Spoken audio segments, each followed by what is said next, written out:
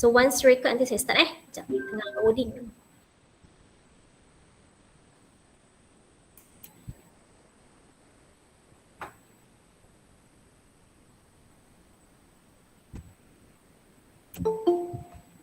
Kenapa dia tak record?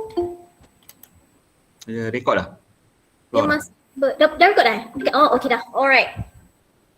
Okay, Assalamualaikum and very good afternoon everyone. So welcome to APMTT EMC webinar series 3 2022. So today we have two distinguished speakers. First we have IR Dr. Nurul Huda Abdul Rahman and Mr. Anwar Faizd Osman. So for the title of the webinar today is 5G EMF assessment in Malaysia, recent development in policy, radiation technology, and measurements methodology. So before I start, let me introduce to you our first speaker. Okay, so our first speaker will be Dr. Nurul Huda Abdul Rahman. She received her Master Engineering degree in Electronic from University of Surrey, Guildford, United Kingdom in 2008 and PhD degree in Electronic and Systems Engineering from UKM in 2014. She joined Astronautic Technologies in Berhad as a spacecraft engineer in 2008, where she was involved in various small-class satellite development and R&D projects. In 2014, she was appointed as a senior lecturer in University of Technology Mara and has been working in the same university until now. She also received a 2-year postdoctoral fellowships under the Malaysia-Japan International Institute of Technology between 2018 until 2019. Her current research interests include antennas for space and terrestrial applications, array antennas, reflectors and lens antennas, wearable and flexible antennas, RF and microwave design, and electromagnetic analysis. She is the professional engineer of the Board of Engineers Malaysia, BM, since 2019. She has been appointed as the Executive Committee of the IEEE Malaysia APMTT EMC Joint Chapter for 2021 until 2022. She was also the recipient of the Best Professional Paper Award, IEEE Malaysia, ComSoc and VTS Joint Chapter in 2018 and the Best Paper Award from IEEE Malaysia in 2018 and 2019. So without further ado, please welcome IR Dr. Nurul Abdul Rahman. Okay, thank you very much, Dr. Saidatul, for the introduction. Can everybody see my slide now? Yep. Okay. All right. Thank you very much for the great intro. Thank you, organizer, for the slot, and thank you, Mr. Anwar, for the arrangement as well as for preparing the outlines of this webinar. So today the main topic is the 5G EMF assessment in Malaysia. So basically we are trying to discuss and spread the information on the recent development in policy, radiation technology and measurement methodology in Malaysia. So actually the purpose is to spread awareness on EMF assessment, especially I think the timing is quite right because the mandatory standard on EMF as well as the technical codes on EMF has been registered recently in November 2021. So I think only a few months back, it has been officially registered by MCMC and the technical code is by MTSFB. So maybe some of you never heard of that mandatory standard and technical code. So today is the day where I think we can spread the awareness on that. And I will cover the first two topics, which is the overview of 5G antenna and power radiation technology. Okay, and then the second topic is the regulatory aspect of the EMF assessment. And these two actually tie together because the reason why we revise and come up with the technical code is because of the recent 5G technology development where the antenna has new massive MIMO technology. So it somehow affects how we measure the EMF. So since previously that technology was not in place. So the EMF assessment is quite straightforward. But since we have 5G, then somehow it affects the EMF assessment. And the measurement part will be covered by Encik Anwar after this. So Dr. Sai has basically provided with the introduction, but I want to just highlight that honestly, I'm not really the expert on EMF measurement per se, but I've been involved in EMF related working group since I think 2018. So it's been 3 and more years lah with them up until now. So I was the secretary of the sub-working group on EMF under the IMT and Future Networks Working Group. So Mr. Anwar today is also the vice chair of this IFN working group. And the output from this working group is we have to come up with the technical code. Okay, this technical code actually replaced the guideline of mandatory standard previously by MCMC, because the previous guideline only highlight on the theoretical and simulation, but the technical code that we have published is related to prediction, which is simulation, as well as the measurement. And this measurement covers the normal, the technology before 5G and the technology related to 5G. So this technical code has been registered in November 21. And after that, I was appointed as the consultant for SIRIM STS in reviewing the mandatory standard. So we had to replace the mandatory standard that we've been used since 2010, which is more than 10 years back, to a new one. So finally, the new one has been registered. So all base station owner, they have to make sure that their base station complies with the mandatory standard 2021, since it is in operation last November. So these are some of the activities of our working group. So basically, EMF sub-working group is under the IFN working group, and the members come from various backgrounds. We have researchers, academicians, we have telcos representative, we have authorities such as Agency Nuclear, we have MCMC, we have personnel from Ministry of Health, and also the PBT as well. So before we publish the technical code, we had to do the public engagement to see the feedback from these entities. So let's go back to the agenda for today. So the first one is the overview of 5G antenna and how it relates with the regulatory aspects of the EMF. So I think everybody have seen this before. Basically, from 1G to 3G is like from analog to digital, where in 2G we can transform the analog to data communication like SMS and so on. And 3G is where we started to do with broadband with limited speed. And 4G is where the broadband is for everybody. The speed is around, I think, 1 gigabit per second. And we have IMT advanced here. And then now the focus is on 5G. With the release of IMT 2020, the focus is on these three use cases highlighted by the ICU. So first is the EMBB, which is to achieve around 20 gigabit per second. And second is the low latency, around 1 millisecond latency. And third is about MMTC, to make sure that you can communicate with as many devices as you can. So in order to achieve this, it is about improving the capacity to the maximum as you can. So in order to improve the capacity, then the technology of the antenna and should be also improved. So just this one is for your information. This is another technical code that has been registered in August, highlighting the frequency band for 5G. So you can refer to this. So we talk about moving from 4G to 5G. So this is the in a cellular system, the geographical area is divided into cells, right? So let's say, for example, previously we have center site models. So one base station radiating in all direction.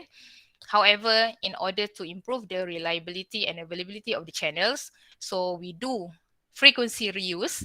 Okay, 3-cell frequency reuse, where the same frequency is repeated or reused in other cells. Okay. So the technology that we use is like we use sectorized antenna with 120-degree beam width like this. However, this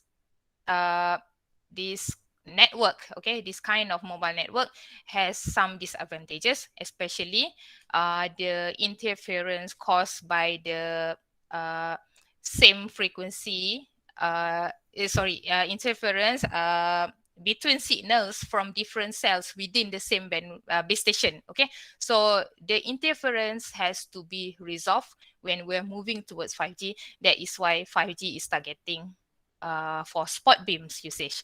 So for spot beam, we make sure that the beam width of the antenna is very, very narrow, but the signal is high intensity. So it only, rather than radiate everything everywhere, so we focus the beam only to the desired user. So basically, you optimize the beam only to communicate with the desired user. So it's very user-centric.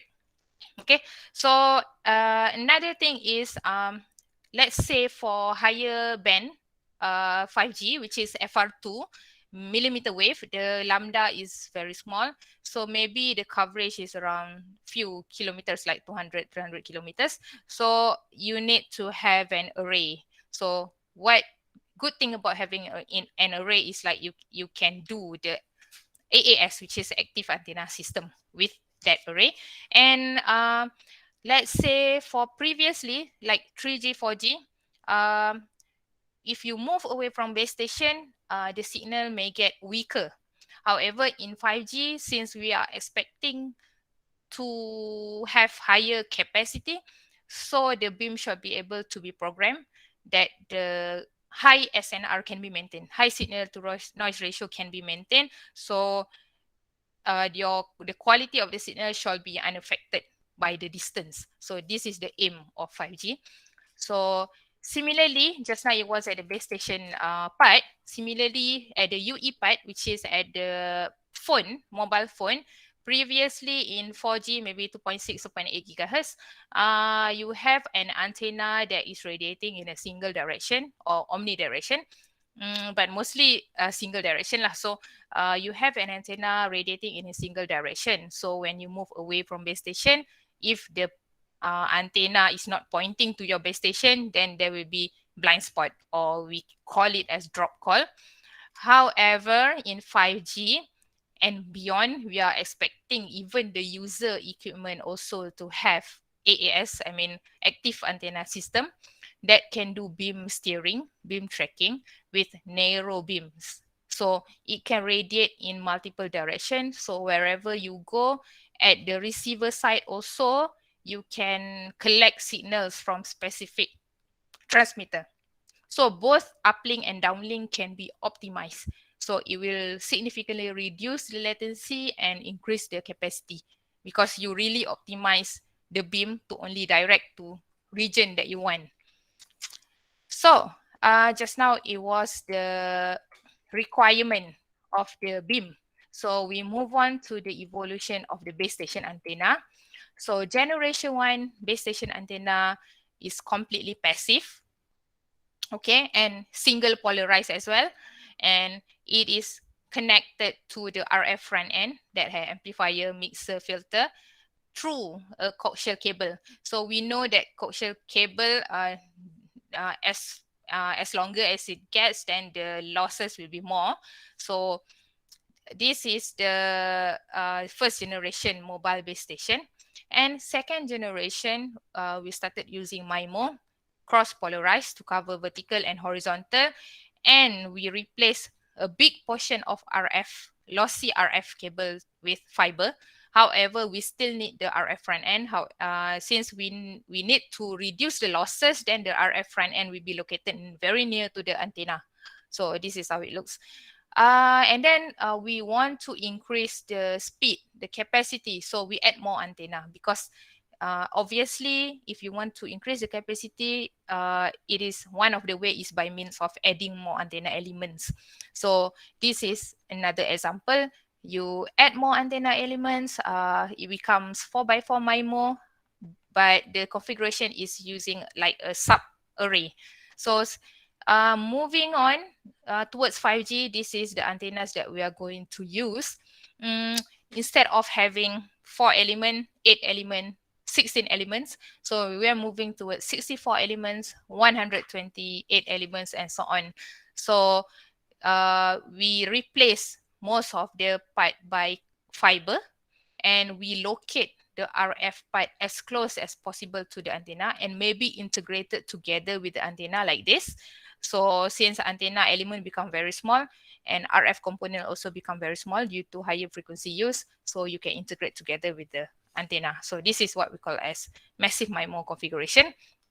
However, all of this has only one aim, which is to increase the capacity, increase the data rate, to be able to be connected to multiple devices. So how to do that? First, you can do MIMO, implement MIMO, and 5G we aim for massive MIMO. And then you reduce the interference, just like now when I talk about frequency reuse, then we reduce the interference, we increase the front to back ratio, reduce the side loops and so on. Then instead of 6 sectors, 3 sectors, the antenna should be able to have horizontal and vertical polarization. I mean, it can steer the beam like horizontal and vertically for all directions. So smart steering. And then for RF, in order to reduce the losses, put the RF front end near to the antenna or integrated together, like antenna integrated radio or advanced antenna system like this.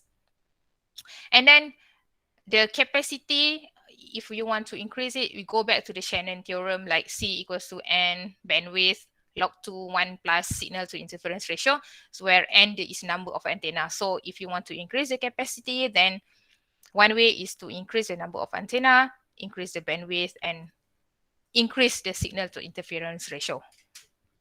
So I think everybody has known about this MIMO technology, so I don't want to go in detail about this, but when we talk about massive MIMO with beam forming, it's going to be like this. So the beam shall be able to do vertical and horizontal steering. Okay, so this is the how we do beam forming is we can integrate this circuit, which is from transmitter, attenuator, phase shifter, and we integrate this circuit together with your multi-element antenna, so microstrip antenna. So this antenna, the beam can be adjusted through amplitude and phase configuration. So you adjust the amplitude and phase at this circuit, and then finally the signal, the radiation from that element will be added constructively, and the user will receive it. At the user side also, if it has the massive MIMO configuration, then the user should be able to collect whatever transmission from the specific transmitter. So the beam will actually be adjusted and constantly adapted to the surrounding, basically based on where is the user, where is the targeted user. So this is how the AAS system works in base station lah, in 5G base station. So, okay. So based on these technologies, okay, we have base station antenna, we have the RF front end, and we have the advanced antenna system here integrated together with the RF front end. The beam can be formed accordingly to the user. So in 5G, before we establish connection, the beam must be swept, and the beam that carries synchronization will do this will do the establishment first, and after the beam has been established, then you can transmit the data. So it is very optimum operation of 5G communication. So how does it affects the EMF assessment in Malaysia? So we come to the second agenda, where what is EMF? EMF, the electromagnetic field. Okay, so we measure the human exposure to electromagnetic field. So the concern is in a densely populated area like school or housing areas, where we concerned about some people, when they see base station like this, they concern about the radiation, how it affects the surrounding. So when we do EMF measurement, then we can provide evidence that the exposure to EMF is below a certain threshold. So what is the threshold is our concern. So I will discuss after this what is the threshold that we refer to. And the EMF value, EMF quantity on humans, it depends on various units. Okay, first is the frequency. Of course, frequency determines the wavelength. So DMF also refers to this. Okay, let's say a different frequency has different reference level or safety level. So we refer to ICNIP document in order to see the reference level or safety level. And secondly, the field strength and power density, exposure time, modulation, and whether you have any other base station or radio sources co-located near the base station, near the area that you want to measure. So the details of the measurement of EMF will be discussed by Mr. Anwar after this. However, I will cover some of the regulatory aspect. And you can see here that the measurement procedure also differ between countries. So some countries maybe they prefer to do frequency selective. Some country maybe they do code selective, and that one will be covered later on. Okay, what is ICNIP what is ICNIP and what does it have to do with EMF? Okay, so ICNIP for Malaysia, for the mandatory standard, we always refer to ICNIP safety limit, and because ICNIP is a non-governmental organization formally recognized by WHO. So what ICNIP do is basically they did a lot of research and evaluations on how this radiation affects the biological or human tissue, and how does it has any impact on the human's health. Okay, so we refer to them because they have done a lot of peer-reviewed papers, journals, research, and so on. So the main conclusion from the WHO is that if the EMF exposure is below the limit recommended by ICNIP, it do not appear to have any known consequence on health. Okay, so if we always refer to the ICNIP level, and when we do measurement, the ICNIP level, the EMF is below the ICNIP level, then we can say that it does not have to have any known consequence on health. If it's more than the ICNIP level, then we can say that it may have, but it's not that the radiation can ionize your skin or whatever, but the impact is basically on the thermal effect, because this is non-ionizing radiation. So the known effect somehow, as of now, is only the thermal effect. Maybe it will increase the temperature. So this is important because in terms of EMF, it's been quite sensitive this previous years, where people are doing demonstration and so on related to 5G.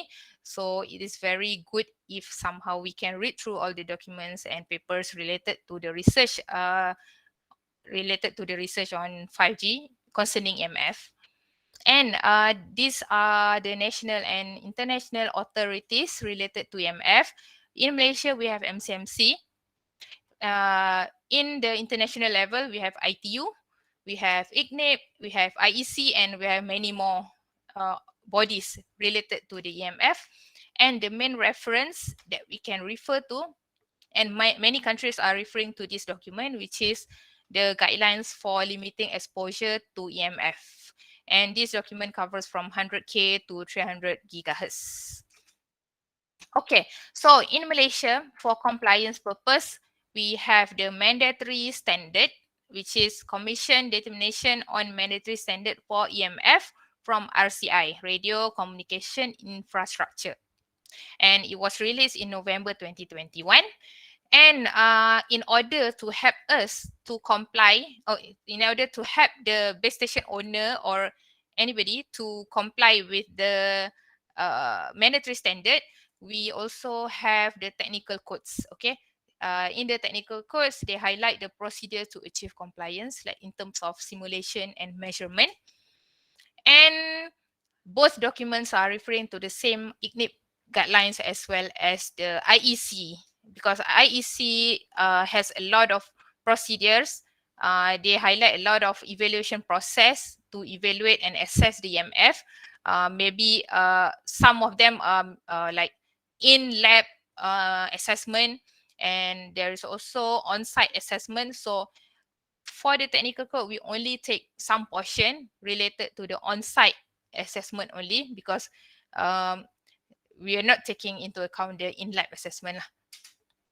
So this is the snapshot of the mandatory standard. What I want to show is this one. Inside the mandatory standard, we also have the same table taken from the ICNIP document, which is the reference level for exposure. So this is based on the field strength, E and H, and then this is based on the power density. So this table 5 from ICNIP is actually the same with this one.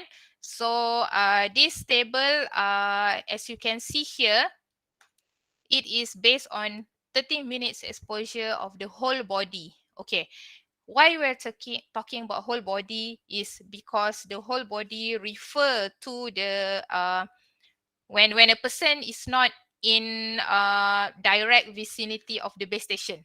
Okay, direct vicinity of the device. So for example, you have a base station and your whole body is exposed to the base station. Okay, this is what it means. Another table is about the local exposure. Local exposure refers to when the device use is directly at your body. So you have a direct contact with the device, just like when you have your mobile phone and you put near your head. So that is local exposure. So we refer to table 5 for whole body exposure in order to assess the EMF from base station. So because the mandatory standard is about exposure from RCI, radio communication infra, which is which is base station repeaters and so on. And okay, we have two limits here, which is occupational and public. Okay, what we can say here why it is different is because the occupational is for workers. Okay, workers are adults who are generally working under known conditions. Okay, so they are trained to work under known condition. Maybe they want to do maintenance at the base station, so they have to be closer to the base station, unlike the public, which is away from the base station, and they are trained to take any appropriate precautions. They can use like EMF personal monitor, or they can bring any device to check whether the EMF is within the safe limit or not. So they are trained to do that. For public, the limit is slightly lower. The safety limit is slightly lower. So as you can see also here, at lower band, they only evaluate this parameter, which is the field strength, E and H, and not the power density. Okay, so this is because at lower frequency, the lambda is higher. So when you calculate the far field region to the square over lambda, so it's still very big. Okay, so you cannot measure EMF in a very far away from the base station. It's going to complicate your post-processing, because you also captured from other areas. So so ICNIP treats all exposure within this region, this frequency, as near field. So the component that we measure is the E field and H field. However, at higher band, the lambda is smaller, so it's not possible to use near field. So we do the measurement based on power density. Basically, everything is about power density lah. So considering our cellular technology, like 4G, 5G, we are within this frequency. Okay, just now I highlight about reference level, which is safety level. So actually reference level is derived from this basic restriction. Okay, some people they ask how can you get these numbers? So actually it is derived from basic restriction. So if you want to measure accurately the exposure of your body to EMF, of course you need to use SAR, which is specific absorption rate. So you need to use this equation. You need to use this limit. However, it is very difficult to measure because you have to measure it inside human body. You have to measure it in the lab with like some robot arm and so on. So from basic restriction, they derive reference level. Okay, they derive reference level so that all can be measured by using equipments and antennas. After this, Encik Anwar will explain on how to conduct the measurement. So it is all measured outside human body. And this is basically the region that we are interested in, occupational exposure and general public. So we concern more about the general public. So this is the safety limit. So this is the region which is for mobile communication, it is within this region. 3G, 4G, 5G, it is within this.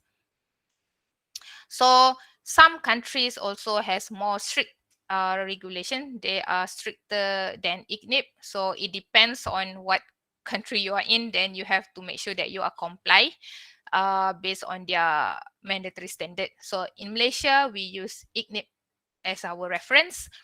And that was all about the exposure limit. Based on the mandatory standard, so this is a snapshot from mandatory standard, you have to do compliance assessment based on on-site measurement.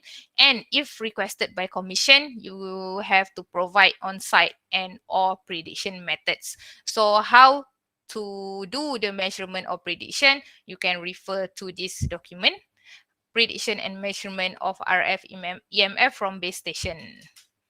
So this is the snapshot of the documents where first we highlight the exposure limit, then we highlight how to do the prediction by calculation or by simulation.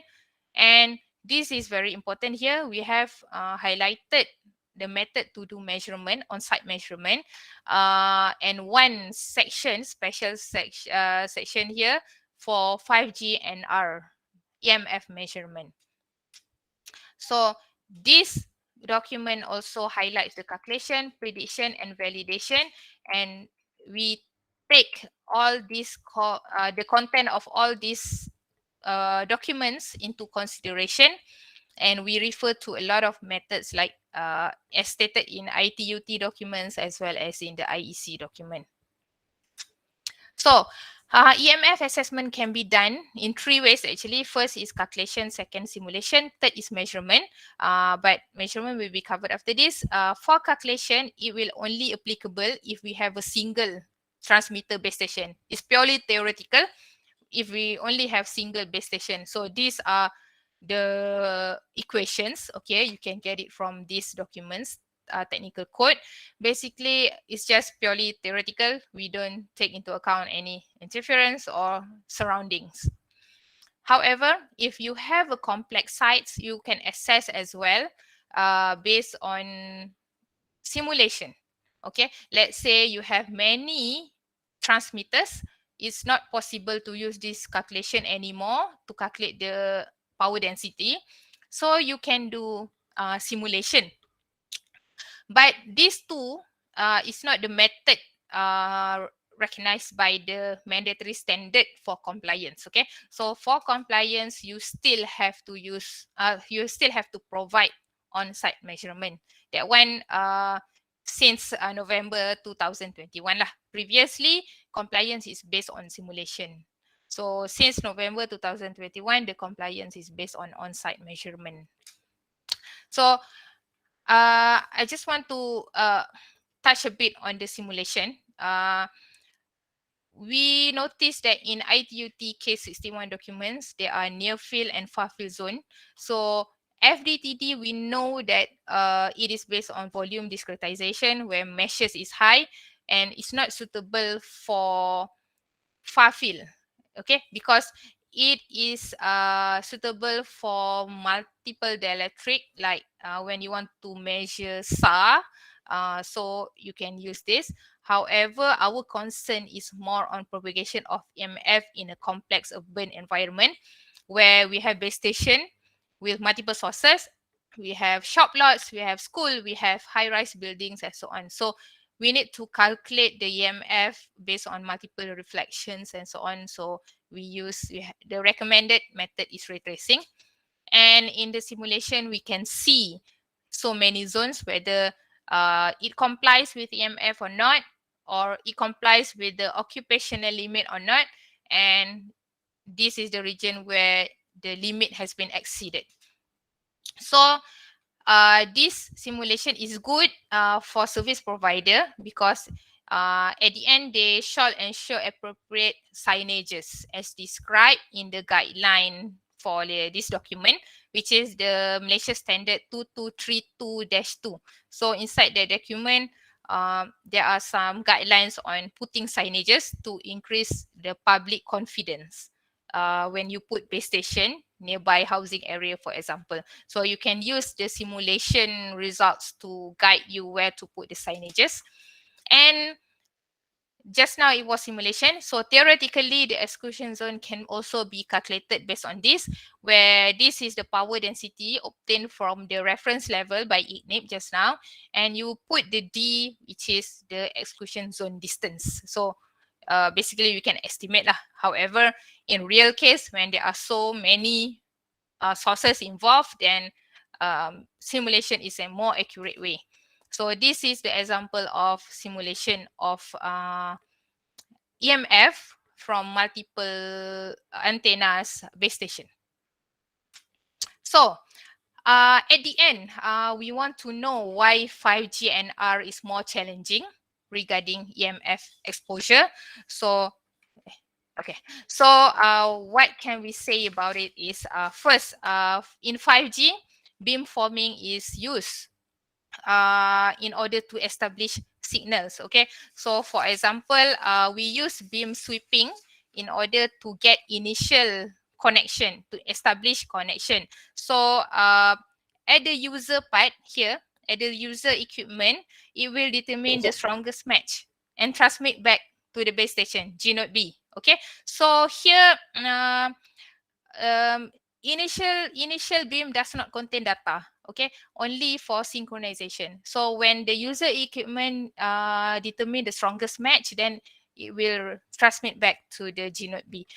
However, okay, let's imagine if we take EMF measurement only based on the synchronization beam, SSB, okay, we call it SSB, there will be underestimation of power density because the synchronization beam has lower intensity as compared to the traffic beam, because traffic beam contains data, right? So if we use only the synchronization beam, it will be an underestimation of power density because there are significant difference between synchronization beam and the beams that contain data.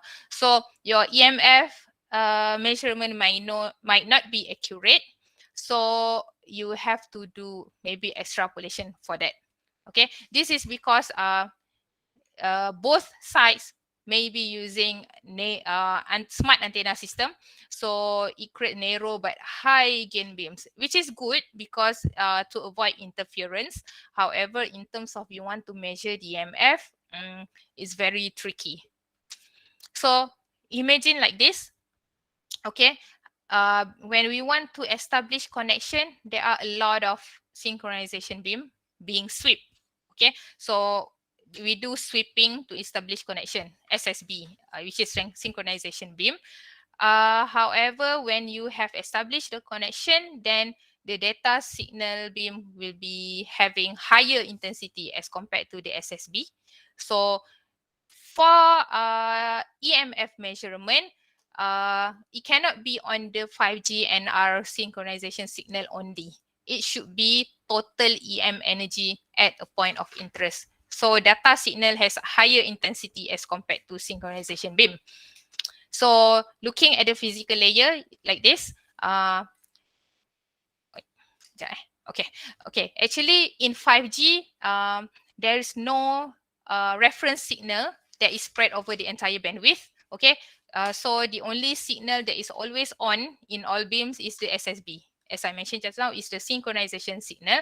So we need to measure the EMF when the traffic is active. That means when the signal contains data. So since 5G is a packet switch, so the data fluctuate a lot. So the data in the resource block also depends on the traffic.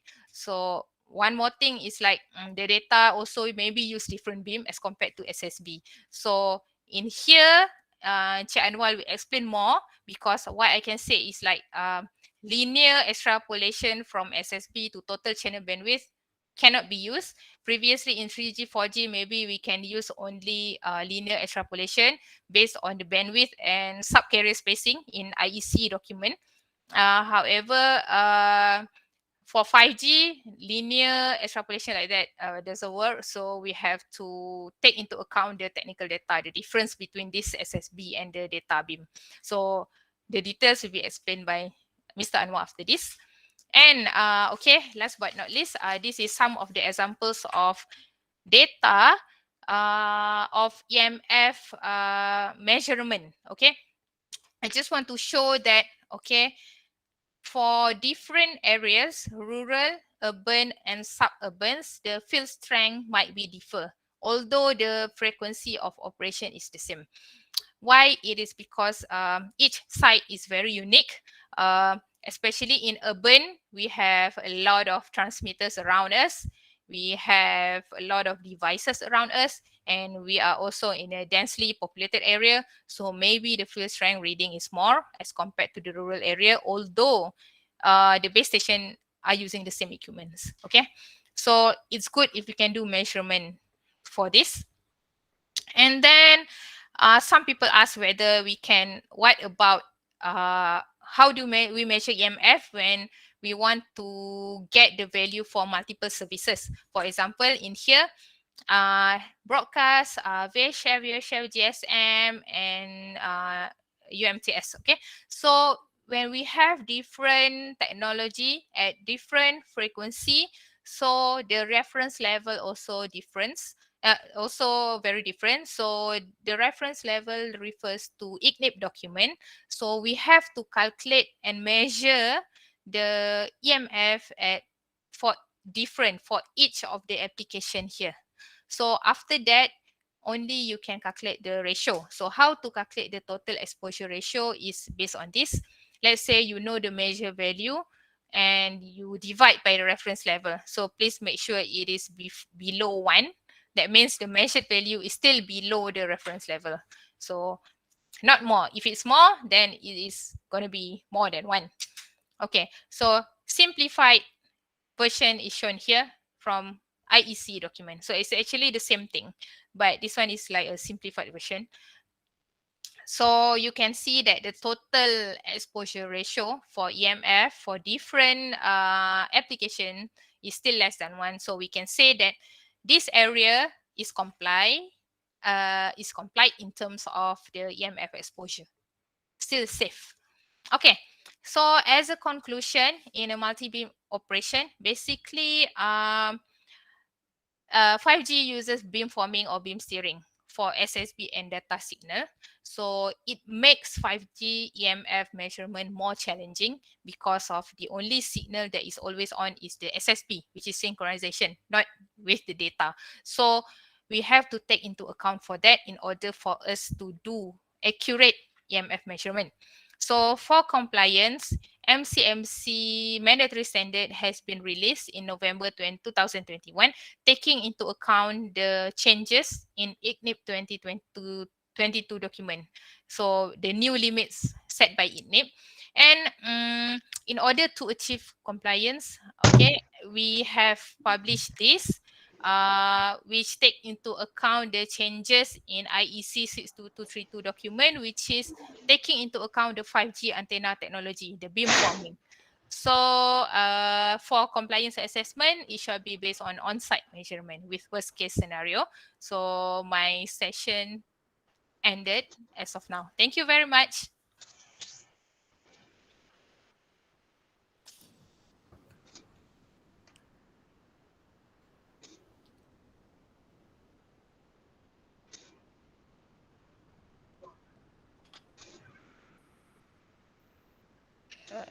Dr. Sai, are you there?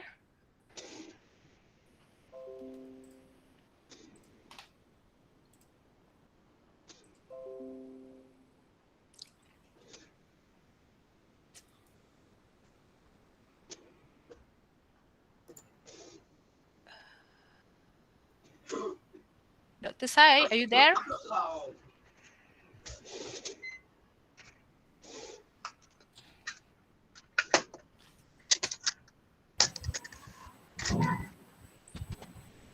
Habis ke Huda?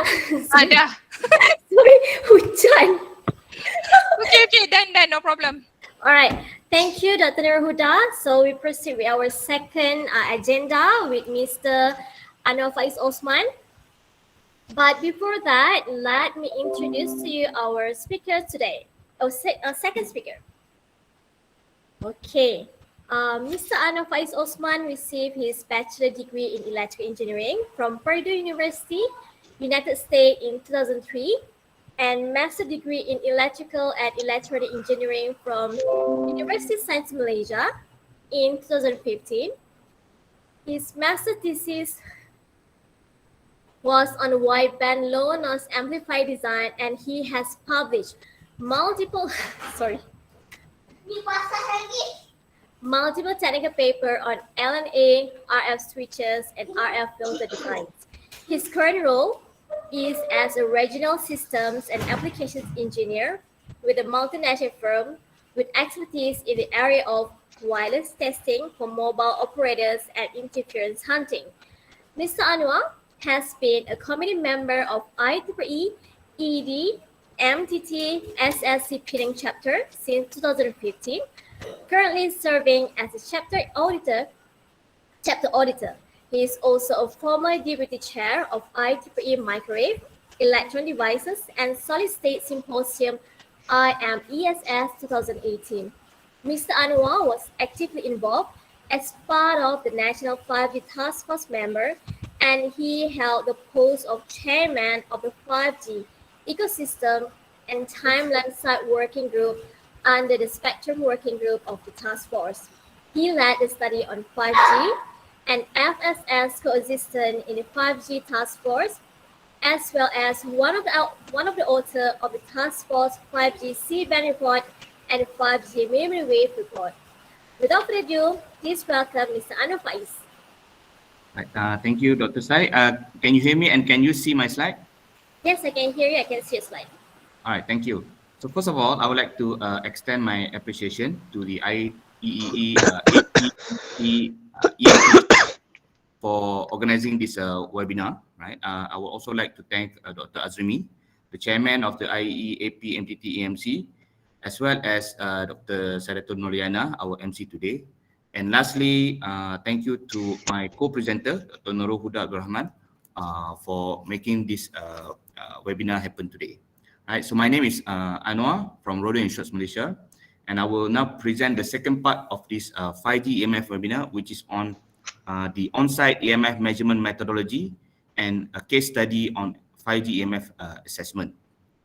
So the content of my presentation will be on two sections. The first is on-site EMF measurement methodology, which will first covers the overview of on-site EMF measurement and the code selective EMF measurement with the 5G tool.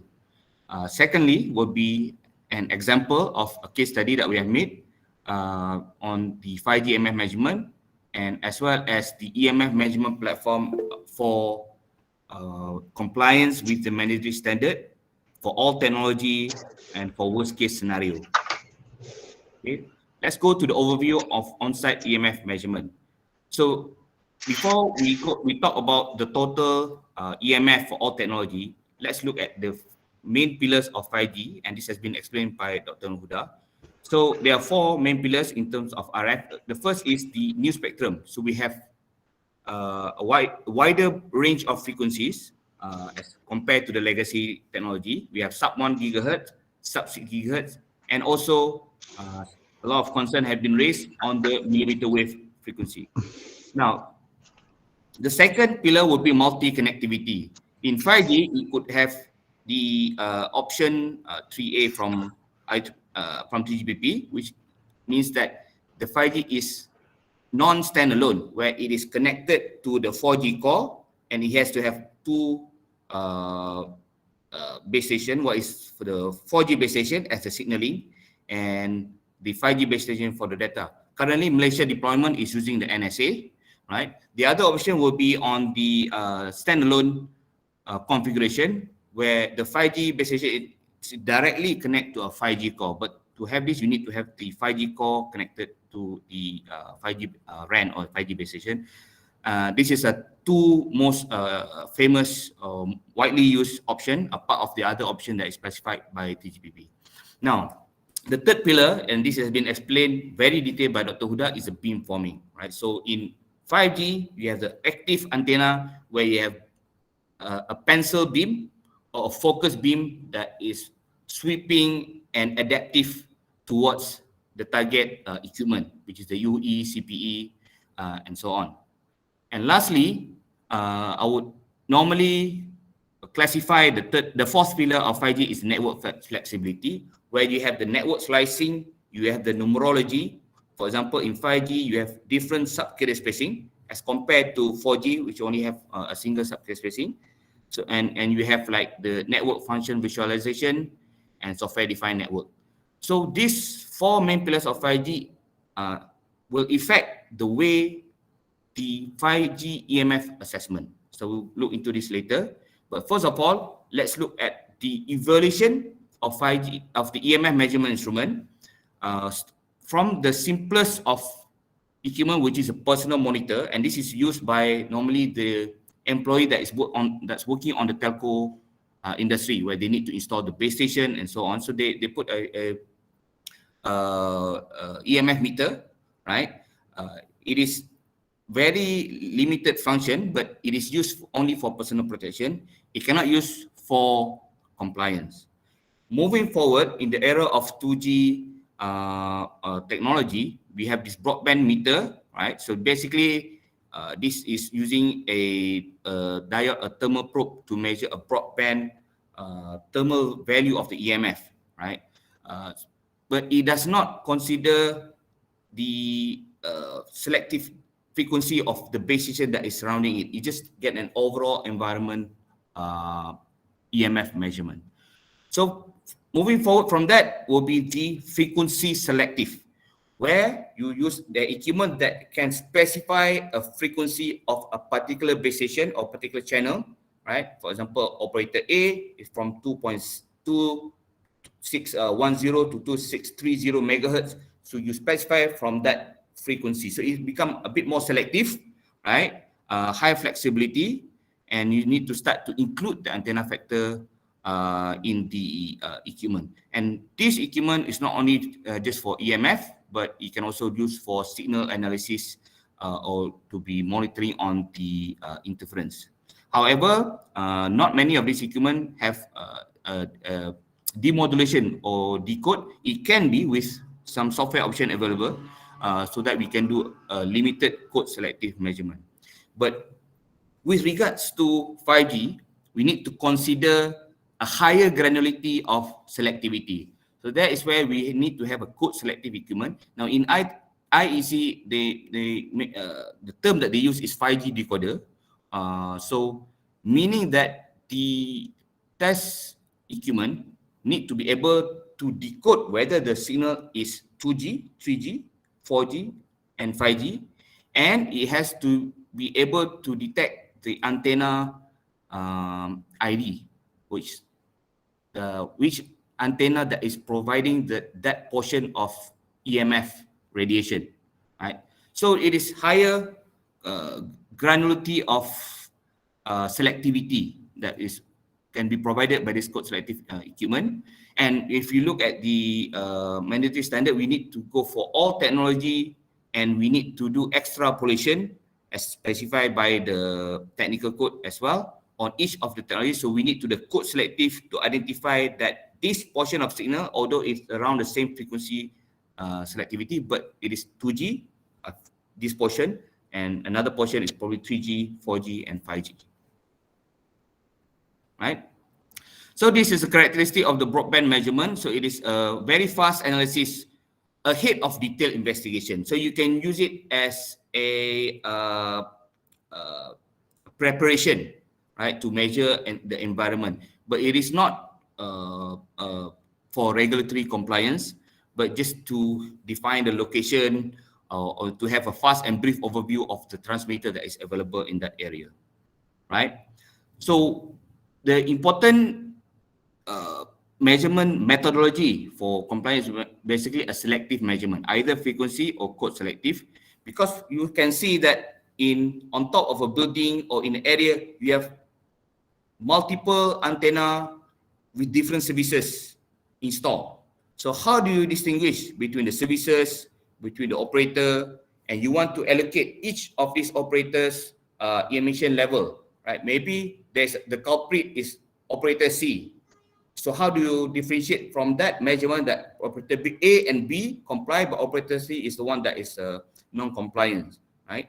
And we want to measure small signal in the vicinity of strong signals. Basically, we have a strong signal coming from operator A and small signal coming from operator B. We want to distinguish between these two, right? And also to measure complex modulation correctly.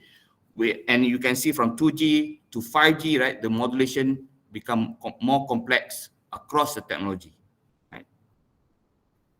So normally in the frequency selective measurement, you normally use a spectrum analyzer with the isotropic antenna, right? So we need to include the antenna factor as well to the measurement equipment. So you're able to measure the frequency selective that the user key in, right? And it can measure the peak, average over time. You can do a long-term measurement and record it into a real-time website recording.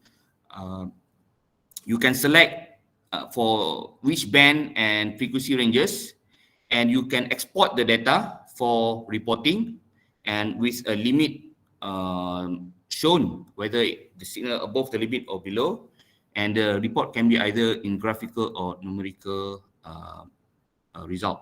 Right? So you can see here, right? How do you do the frequency selective EMF measurement? So we can go back to the ECLIP method, right? When it shows you the table 4 and table 5, if I'm not mistaken.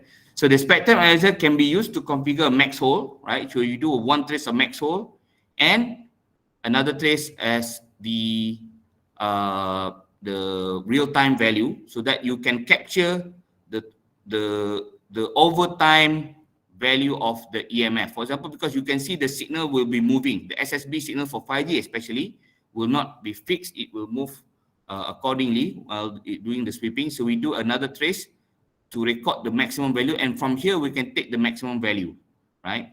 But the thing about the frequency selective is that it does not decode the operators, right? So all radiated signal contributed to this measurement and hence the report. So it is based exclusively on power spectrum measurement only, right? It's neither decoded nor assigned to any technology, operator or cell. So we don't know what is the operator, what is the antenna ID, right? And the SSB beam ID, for example. So normally, because of this, the method cannot identify the contributing source for any non-compliance signal, unless you do a very detailed and slowly do a filtering on the signal, but it will take time and it's not straightforward. Right. So if you look at 5G, right, like what Dr. Huda has mentioned, because of this pencil beam, right, of the SSB massive MIMO signal. So it is good for increasing the coverage, for the capacity, as mentioned by Dr. Huda. But however, you can have a concentrated field strength hotspot, which is very narrow in the main lobe of the beam. So this can be a concern, and we want to make sure that we are measuring correctly on each of the beam with its own power level, right, for each sector or the PCI. So the characteristic of code selective EMF is first that the 5G decoder or the 5G scanner measurement can be used as the modulation of the signal, and to assign from the level that you are measuring the technology, the site, the sector, and even for each of the SSB beam that is transmitted from that massive MIMO antenna, right? So the thing about code selective measurement is that it only measure the signaling beam, right? So you want to compare it or benchmark it to ICNIP, extrapolation factor need to be used to consider the worst case scenario when there is full data traffic or when the maximum exposure coming from the base station, right? So the thing about when you have this code selective EMF measurement, the network operator can balance the level of emission. So they can make sure that when they install the antenna, the base station, they want to have coverage, so they can increase the level, but they know that where is the limit so that they won't exceed that limit. So this is basically the advantage of using the code selective EMF measurement, right? As part of the compliance, it actually can help the operator in balancing the signal to get the optimum value, maximum power, which still comply to the regulatory standard, right? So I would like to show an example of what we have done using a code selective EMF measurement with the 5G measurement tool, right? So basically, one of the 5G decoder that can comply with the measure standard is the scanner, the 5G scanner, right? Why we use the 5G scanner? Because 5G scanner is like a spectrum laser. It's a passive calibrated receiver with the highest achievable accuracy, right? And it can do automatic detect of all technology, and it can decode and measure the receive power of all the beams, and importantly, right, because of the mandatory standard required that you measure all technology, it can do simultaneous all technology within the 6-minute ICNIP requirement. So it doesn't have a display, so it is controlled, and the display is shown by either a phone or a tablet, right?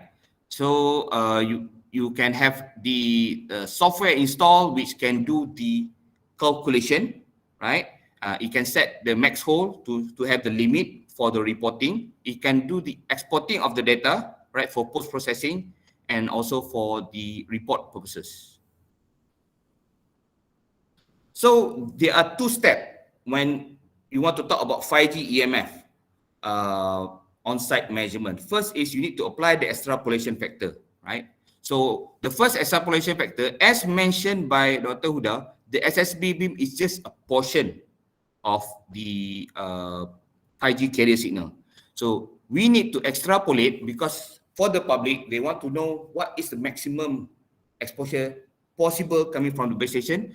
So we need to extrapolate the ratio between the SSB signal that is measured across the whole total carrier bandwidth, right? So maybe the SSB signal is probably just 3.6 megahertz or 7.6 megahertz, but the total 5G is about 100 megahertz, for example, right? And another factor that you need to know, or the second extrapolation factor, is the delta between the SSB beam and the data beam, because the signaling beam or the SSB is smaller in terms of the power, but for the data beam, it's even narrower and higher power. So we need to know the difference between this so that we can do the extrapolation for worst case power measurement coming from the base station. And lastly, and this is more a lot of it related to 5G, is the TDD ratio. As you know, 2G, 3G, all are FDD network. So when you come to 4G, we start to have TDD. For example, in Malaysia, the Yes and Unify, the Telecom Unify 2.3 and 2.6 band signal, they are TDD. The rest, Maxis, Celcom, DG, and U-Mobile are still on FDD, right? But 5G mostly will be TDD, and Malaysia, the 5G at 3.5 gigahertz is TDD. So we need to know the ratio of this TDD, because we want to know the power that is coming from the base station on the downlink side. So if it's not 100% of the time, so what is the ratio? Either is 3 to 1, will be 75% or 0.75, or 4 to 1, which is 0.8, right? So 4 to 1 means that in one time slot, there is 4 times that it is transmitting from the base station, and one time that is uplink and receiving from the base station. So we need to know this, because we only concern on the downlink, like what Dr. Huda said, is from the RCI, it's from the radio communication infrastructure. It's a downlink signal only, right? So we have to include this extrapolation factor as well. So these are the first step. This is the first step for you to do the 5G EMF measurement. Now, the second step is to do the measurement itself, in which we need to collect all the SSB beam that is transmitting and received at that particular site. And that site can be sensitive area like school, right? Playground, right? Public congregation area, right? So what we need to do is that we need to measure the all SSB beam, and we need to do the summation. And how we do a summation is via the square root of sum squared of all the SSB beam, right? So this is the second step in which we do the 5G EMF, right? The first is extrapolation, and the second step, and then we combine that based on the equation that is published by the international standard, right? So how do we do that? I will show that in together with the example of the case study that we have done on the 5G EMF measurement. So in 2020, we have done a measurement in UTM-KL. We have done 2 tests actually. First is the coexistence between the 5G base station and the satellite service. Apart from that, we also done between myself and UTM is the EMF, 5G EMF measurement using the 5G scanner based on the IEC 62232 methodology, right? So basically, you can see there's the base station is here, right? And we do a measurement across the football field facing the base station, right? So you can see that there is a base, the 5G signal can be seen clearly, right? And we can see the real-time value as well as the maximum hold value together with the channel and cell ID. Okay, so this is example of how we do it, right? We know that there's two PCI, right? 300 and 301, and we have done the measurement for 6 minutes for both. Simultaneously. So we do a average, not averaging, but maximum find of between that 6 minutes for all the value that we measure. So we know that for the cell 1 is about 0.0278 volt per meter, and for cell 2 is 0.0375 volt per meter. The downlink and uplink ratio is 4 to 1, and the signal bandwidth is 100 megahertz, and sub-carrier spacing is 30 kilohertz. This is the numerology that is mentioned as part of the main pillar of 5G, right? And also the massive MIMO factor, which is the cell beams that we measured, right? So by following this method, right, we know that this is the measurement part. The total assessment of the 5G will be the measured, the square root of sum squared for each of the cell exposure level, multiply with the extrapolation factor. And what are the extrapolation factor? First is the FBW, which is the total of the ratio between the SSB and the whole bandwidth, right? How do we do that? Actually, IEC provide a table. So if we know that the base station is 100 megahertz bandwidth and 30 kilohertz sub-carrier spacing, so we look at the table and we just take the value here and plug in at FBW. As simple as that. The TDD duty cycle is 0.8 because it's 4 to 1, right? And the power reduction of the actual maximum approach. Now, how we do this is that we use a UE beside the scanner. So we turn off the UE and we see the pilot beam only, and we measure the maximum value of the signal coming from the base station. So you can see this is the SSB beam. Then we turn on the YouTube, right? We play the YouTube from the UE with the 5G signal. So we have a full traffic transmitted across the 5G bandwidth. And then we can see that there is an increase in power. So from here, we know that the delta, right, between the pilot and traffic is about 12.8 dB. But this equation is linear, so we need to convert that dB value to the linear value, for the voltage ratio. Sorry, for this is power. So it's power ratio, right? 10 log the power, right? So we get the linear value from 12.8 dB, we get 19.05, right? So we know the FBW from the table for 100 megahertz bandwidth and 30 sub-carrier spacing, 30 kilohertz sub-carrier spacing is 3276. This is the difference in terms of power, and the TDD ratio is about 0.8, and we can plug in the value. This is the measurement part, and the total EMF exposure in terms of volt per meter will be 10.43 volt per meter, and we convert that to power density is about 0.289 watt per meter squared. So this is still within the limit of the IGNIP, let's mentioned by Dr. Huda, which is about 10 watt per meter squared at this 3.5 gigahertz frequency, right? So this is just the one that I presented was example on the 5G EMF measurement.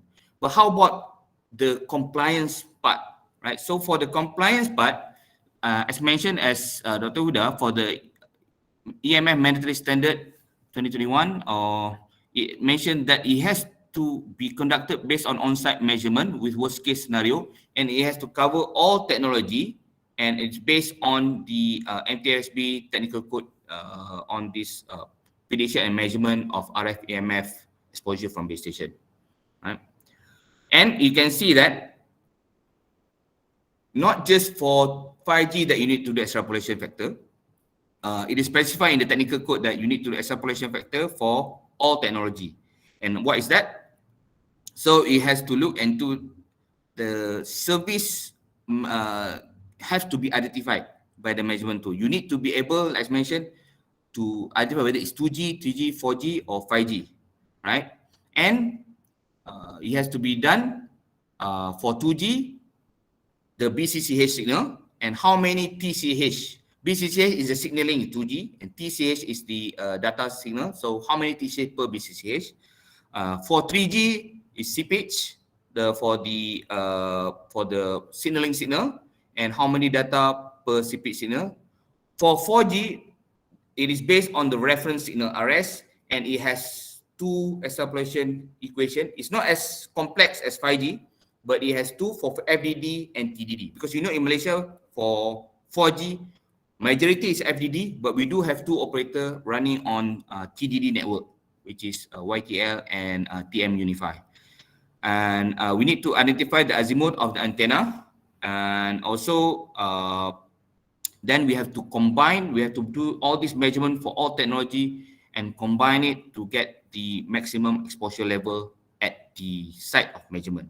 And I think at the end of Dr. Huda's presentation, she did mention on how to combine all the EMF exposure for all technology and for all the frequency for compliance purposes, right? So basically, this is the process, like I mentioned. First, we need to do the measurement to measure all technology, not just for 5G, but 2G, 3G, 4G as well. And we have to do the extrapolation part for the reporting for all the technology, right?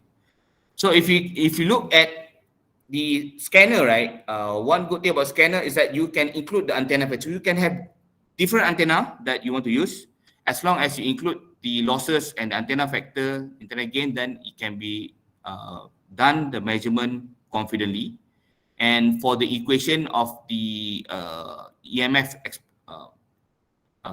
measurement to convert from the, let's say for 5G and 4G is a reference signal, you can convert it into the exposure level electrical field, right, based on the reference that we get from ICNIP or IEC in whichever document, and we can include it so that we can see the result in real time as well as record it for extrapolation activity after the measurement. Right? So you can see when we do the measurement, first you are measuring all the technology. You can see 4G, you can see 5G, and you can have a table of the EMF value for all technology displayed, right? And the 5G decoder or 5G scanner, it is a natively code selective. So when we talk about future, right, from broadband, EMF measurement to frequency selective to code selective. So what is the future? So because it is natively code selective, it is future ready for next method that is required, for example, for 6G.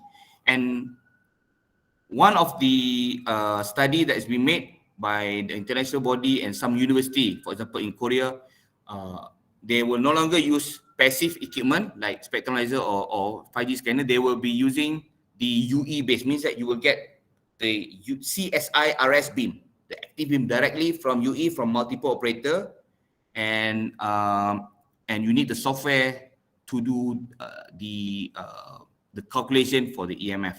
So this unit, the scanner is actually future ready because you can connect the UE to the USB port of the scanner. Then you can also do both passive measurement and active measurement. And it can do simultaneous all technology EMF measurement, because remember the mandatory standard requires all technology to be done. It support millimeter wave, means that not just the sub 6 gigahertz, because Malaysia 5G operator also been awarded the millimeter wave spectrum. So there's possible deployment of 5G millimeter wave and possible public concern on the 5G millimeter wave. And it's multi-purpose for the operator because it is used for coverage testing, base station time alignment. You can detect interference and to do quality of service measurement. So this is the measurement tool platform that can be used to do not just for EMF and for other telco related measurement as well. And it is future ready and it support the extended frequency at millimeter wave. So this is example of EMF assignment that we did in the KL area, because you know Kuala Lumpur, Putrajaya and Sabarjaya currently have 5G signal, and one of the places that we do the measurement is in Jalan Bellamy, KL. Right? So this is the 5G base station. How do you know it's a 5G base station? It's very simple. First, the tower is shiny because it's new, right? And technically what you can see is that because Malaysia is using NSA, so you need to have the 4G. This is the 4G base station, the 700 meg LTE for the signaling, and this is the 5G signal, the 5G base station or the AAS, as what mentioned by Dr. Huda. So this is the 3.5 gigahertz 5G antenna, and this is the LTE. So it's currently on NSA, and this is the microwave link for the air fiber, right? So why we do the measurement here? Because there is a school, because one of the sensitive area that is defined by international body is school, right? Apart from playground, you know, where children congregate in a small area, right? So this is a good site to do the measurement and study of the EMF, especially on 5G. So this is what we measure here, right, at the Jalan Bellamy. So you can see that we are doing all technology measurement. I can see LTE is color coded. LTE is yellow, right? 3G UMTS is purple, so you know that even though we have this 3G sunset, but actually there's still 3G signal. So you need to do EMF on 3G as well. And blue is 5G. So if you look here, MCC 502 MNC 159, this is DNB Digital National Berhad mobile network code. It is at 3.4 to 3.5 gigahertz range. Remember, we need to know the frequency bandwidth as well as the sub-carrier spacing so that we know the FBW of the extrapolation factor. So it will show here the bandwidth is about 98.2 megahertz, so it's about 100 megahertz, and the sub-carrier spacing is 30 kilohertz for each of the beam. Right, so you can see the EMF value or the SSB or the PCI EMF exposure value in volt per meter for 5G for all the signal that is transmitting at that site in front of the school that we are measuring. We can see that it says 5G, all the 5G signal here. And this is all the LTE, the 4G signal. We also have 3G and 2G. Right? So we can do simultaneous measurement for 6 minutes, export it, do the extrapolation for each of the technology based on the technical code, and we can submit that for compliance report. Right. Now, apart from the 3.5 gigahertz or sub-6 measurement that we did in Jalan Belami recently, last year we also did the 5G millimeter wave EMF measurement in Rekascape, Cyberjaya. The site is Cyberview, and the base station was provided by DG, because DG had the open lab, 5G open lab that we apply to do the measurement. Right. So here we are using the millimeter wave antenna connected to the scanner. Right. So it's the same thing. Right. It's just that we have an extended down converter to extend it at the higher frequency range. Right. And there is already a publication on 5G EMF for millimeter wave based on our study in the Rekascape 5G Open Lab, DG 5G Open Lab. So this paper was published by Professor IR Dr. Adwati from UPM, together with her student, Miss Ashley, and also Mr. Jafar, her postgraduate student. So this study was made for millimeter wave base station using the code selective measurement method that we done day and night to see on the different exposure level during the rain and with different application being run, right? So this is published on IEEE in January 22, which is just last month.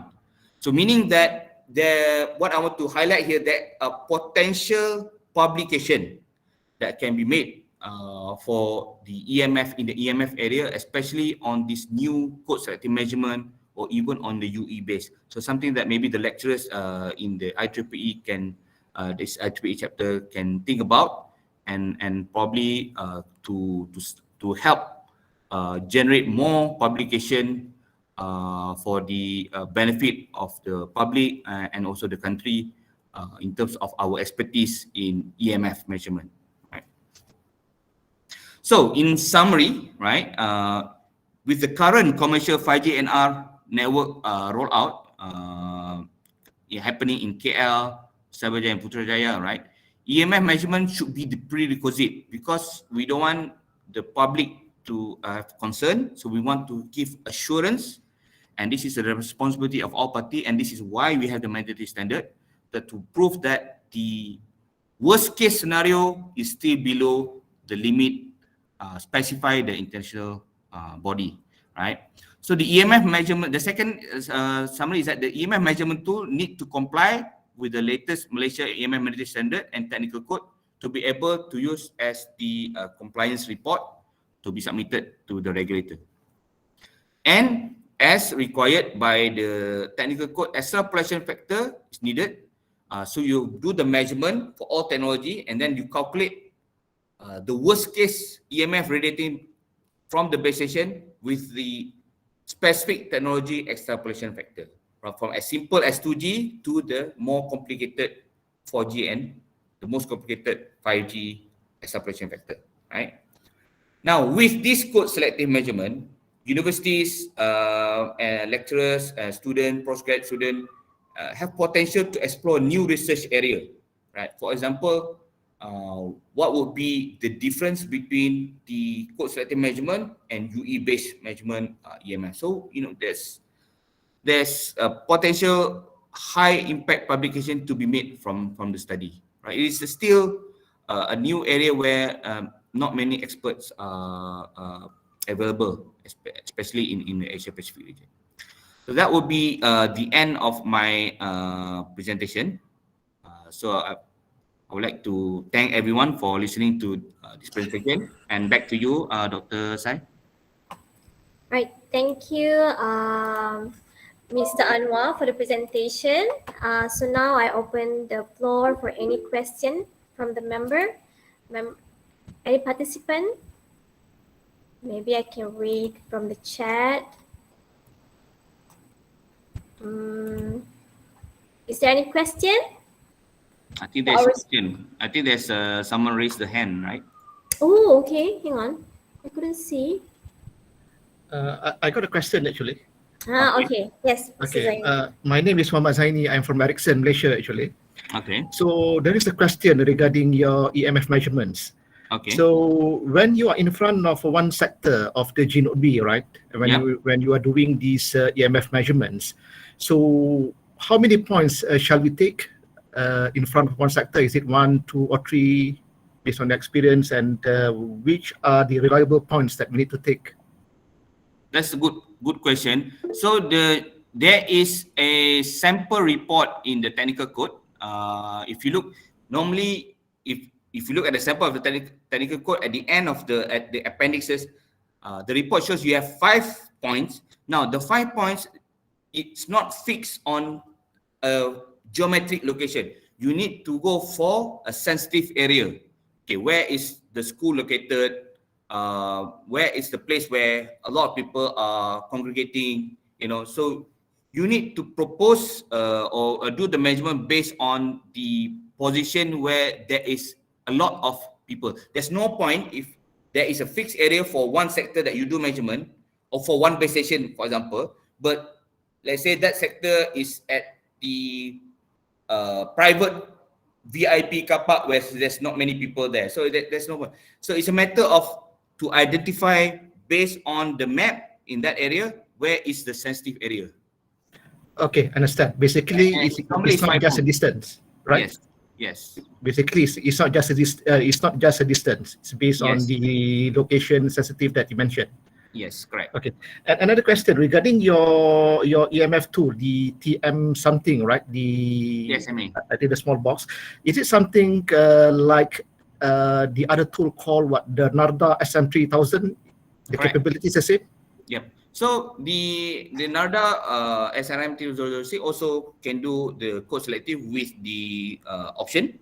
Same with this. It's about the same. Okay. Last one. If both are calibrated, then you will get the same result. Okay, understood.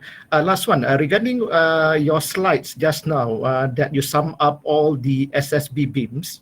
So basically, this need to be done manually, or it can be done directly from the tool? It has to be done manually. For all manually, the tools, it will be manually, yeah. Okay, all right. Okay, understand. Thank you very much, Doctor. All right, we have Dr. Azremi, Associate Professor Dr. Azremi, would like to ask a question. Okay, thank you, Dr. Saratul, Mr. Anwar, for a very interesting topic. I have actually 2 questions, Cik Anwar. Okay, go ahead. The first one is I'm interested on the last point of your summary slide, where you mentioned about universities can now open new research areas and things like that. And you probably know that we have a lot of antenna designers in universities. So is there any possibility to integrate our design antennas with your selective code measurement tool? Yeah, we can.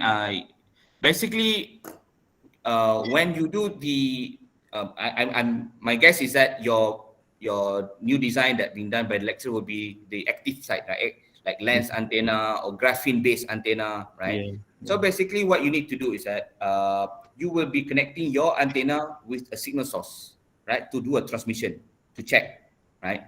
So what is the maximum power that can be transmitted for that antenna? Then you have to measure it with the tool. It's not just RNS, to any tool. something like the 5G scanner or the scanner, the cellular scanner, then you have to see from the software, right? If the value of the maximum value that can transmit from your antenna will exceed that limit. I think this is some information that you need to know for your research, right? Okay. I mean, it can be at the transmitting side, or it can be at the user. I mean, UE side, right? I mean, is Correct, it so that it can be connected to your tool? I mean, Yeah. Okay. We're talking about 5G phone, for example, right? Because the scanner is Windows based. So it has two parts. One is Windows and one is the passive scanner side. But the Windows part, the PC part, it has the software, our drive test software. If you connect with the UE with our software inside, then you can measure the RSRP directly from the UE, and you can even see all up to the layer 3 messages because it's active measurement, right? Actually, the future of EMF measurement, I believe, based on what I've studied, is going to be based on this direction. Now, one example that you can do, Dr. Azrami, I believe UNIMAP is doing the study on biology, right? So you have, let's say, two group. One is control, one is the exposed party or exposed group, right? That then you will do the research on the cognitive and whatever. So on the exposed group, then how do you know how much exposure level that the exposed group is having? So you need to be measuring it based on the correct method. So this is where the scanner can help in your research, because how do you identify the exposure level? Otherwise, maybe the exposure is not enough. Then you see the cognitive study is about the same. Then you may have a wrong conclusion. So you have to show that it probably close to the limit for your study. This is something that I can think of. Okay, thanks. Maybe one last general question. Based on your experience that you have done a lot of measurement, is there any time that you measure above the reference limit? For this, I would prefer not to answer. Maybe. I mean, if there is any, then what are the things that we have to do, like moving the base station away or something? Normally, you need to reduce the power first. First step is to the step of mitigation is reduce the power coming from that position. It can be done by the operator. Okay, all right. Thanks for that. Okay, thanks. All right, thank you, Dr. Azrami. And then we have another one from Nurul Nabila. Okay. First of all, thank you, IR Dr. Huda and Mr. Anwar. Generally, I have two questions. The first one is that if the base station is co-located in the same area, does it affect the EMF measurement? I think the first question maybe for Dr. Huda. I think you have present on the co-location. Oh, okay. Thank you very much for the questions. Okay. Anyways, in order to do EMF measurement, you have to take into account all sources. So let's say you have multiple transmitters located at the same area. Of course, it will affect the EMF measurement, especially on the total exposure ratio. Like I mentioned just now in my final slide, you have to add all the exposure ratio. So it will give some difference in terms of the reading of total exposure ratio. All right. Okay. For my second question, if a person, the person who do the EMF measurement regularly in the base station, does that person need any PPE or any kind of protection for that person from the radiation? Considering that they will be exposing to the EMF and the radiation for quite some time, or maybe for a few days, right? Okay, for that question is quite a very popular questions lah. So I would say, as you know that all this mobile spectrum, it is non-ionizing. So PPE is to protect you from ionizing radiation. So actually, since this is considered as non-ionizing, it is not compulsory to wear PPE. As long as I think the personal monitor helps uh, the electromagnetic field personal monitor that the person can carry to the base station, that one really helps. So maybe it will indicate whether it has exceed the limit or not. Just that. However, PPE, in my opinion, it has no direct purpose to protect you against the EMF, because EMF at the first place is really a non-ionizing radiation. All right. Okay, thank you, Dr. Huda and Mr. Anwar. All right. All right, thank you, Dr. Huda, for the answer. I have one. There is one question from the chat room. Okay, he said. Okay, from Ahmad Mardian Shah. Is there any reason why switch back to TDD/TDMA? Because it was CDMA previously. That's the reason why we are using. Okay, I think the question will be why we are using TDD as compared to FDD. The reason is scarcity of spectrum, right? You know, FDD you need a dedicated spectrum for FDD you need dedicated spectrum for the downlink and dedicated spectrum for the uplink. And this is been happening for 2G, 3G, and 4G. But during the days, we still have spectrum, a lot of space in the spectrum to work with. Moving forward, the scarcity of spectrum is getting a bit more severe, so we need to move to TDD where the downlink and uplink share the same frequency range. Because nowadays, it's all about capacity, right? Why we want 5G? We want 1 gigabit per second of download, for example, latency 1 millisecond. So all of this required a lot of spectrum for each block or each operator, for example, right? So you can't afford to do FDD. So that's why, going forward with 5G, TDD started in 4G, but it will be dominant when we move to 5G. That's the answer. Okay. Is it okay? All right. I hope it's answering the questions. I saw there's a few raised up their hands. There's Mr. Satya. Yeah. Yes. Hi, Ms. Anwar. How are you? How are you? Good. How are you? Yes, I'm good too. Okay. Just I have a curious on the radiation as well. When we talk about 5Gs, then many are worried on the frequency range and the radiation, right? My curiosity is on the satellite transmissions, RF, which is there is more frequency are transmitted on the 12 gig to 15 gigs, right? So does it impacts to the people on the earth? So I don't know whether this is a right question on this stage, but just my curiosity. Thank you. We have a satellite expert here, Dr. Huda. Please proceed. Sorry, you're asking about interference from the satellite, isn't it? I think he's asking about the EMF from satellite. Yeah, EMF from the satellite. Because EMF from satellite. Okay. some satellite are transmitting on 12 to 14 gigs Ku band. So how we can see that? Okay. Generally, satellite transmission is spot beam. I mean, the radiation from the satellite, it is very focused to transmit directly to the ground station on the earth. So it is very focused, and normally the ground station to receive the satellite radiation is located at a very remote area, or maybe like very far area from the highly densely populated areas. So satellite beam is actually very focused, and you call it pencil beam, right?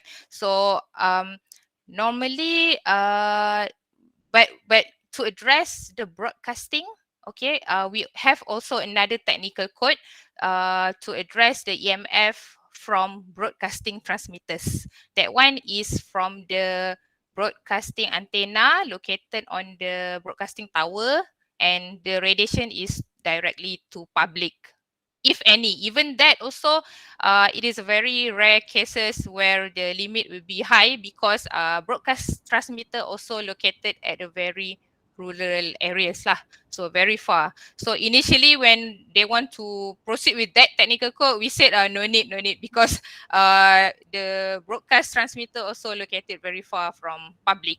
But just to be safe, they proceed with that technical code. So similar thing with the satellite. Even the satellite, in terms of the receiving side, the satellite receiving dish at the ground also pointing directly to the sky. So there's no way the radiation will be spreaded to the public. So it's like almost point to point lah, satellite to the ground, ground to the sky. But I wonder then how like satellite transmission from astro, like from one satellite to many dishes, right, throughout the Malaysia. Oh, you mean for downlink? Correct. Oh, you mean from downlink to our astro dish at home? Yes.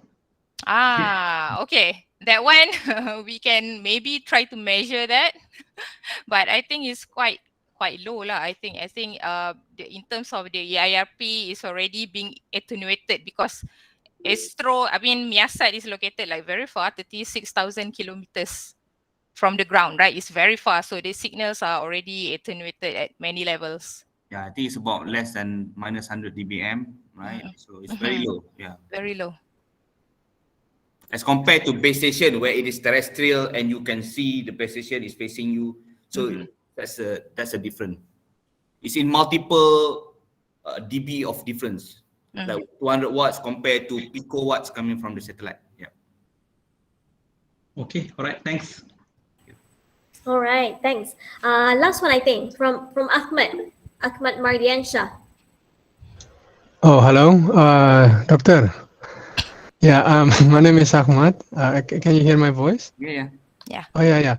So my name is Ahmad. I was working in telecommunication previously in 2004.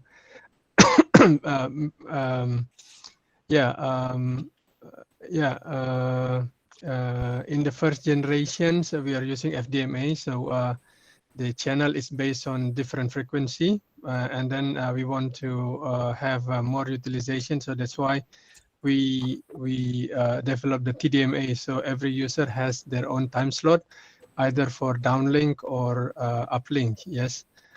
So later on, I learned that we are not using TDMA. So that's why there is a technology called code CDMA. So it's we want to try to access the medium using multiple users. So that's why we set up a technology for multiple access.